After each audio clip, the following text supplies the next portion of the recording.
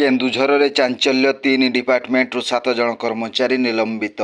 केन्दुझर जिला घटगां तहसिल ऑफिस 3 जन कर्मचारी को चाकरी निलंबित करा जायछि। पूर्व मास एही 3 जन कर्मचारी मादक द्रव्य सेवन करी माताल होई तहसिल ऑफिस को आसी बारंबार झगड़ा करुथिबा देखि तहसिलदार चारुलता सिंह काल विलंब नकरी घटगां थाना और मेडिकल को लिखित अभियोग करथिले मध्य सांत्वनामूलक कार्यानुष्ठान होइथिबा जणा पड़िथिला। मान्यवर राजस्व मंत्री सुरेश पुजारी घटगां गस्तरे थिबा बेले स्थानीय लोकमाने निलंबित होइथिबा आरआई लसीब सिंह लागुरी अमीन लोचन कुमार सामल और हेड क्लर्क ज्योतिर्मय साहू विषय अभियोग करथिले। घटगां तहसिल 3 जन कर्मचारी ऑफिस रे मद पी धरा पड़िबा परे कौनसी कार्यानुष्ठान होई नथिबा मंत्री आगरे प्रकाश करथिले। मंत्री घटनार सत्यासत्य जानिबा परे कार्यानुष्ठान पई निर्देश देथिले। तेबे ए नै सेमानकु चाकरीरु निलंबित करा जायथिबा बेले केन्दुझर जंगल रे निया नियंत्रण और कार्य रे अवहेला पई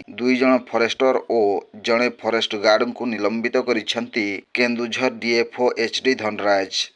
घटगां वनांचलर 2 फॉरेस्टर प्रमोद बेहेरा और विश्वरंजन मिश्र एवं पाटणा वनांचलर वनरक्षी हृदानंद महांती। तेबे एही 3 जन व्यक्ति जिला मुख्यालय रे कार्य करिबा नै सूचना रहिछि।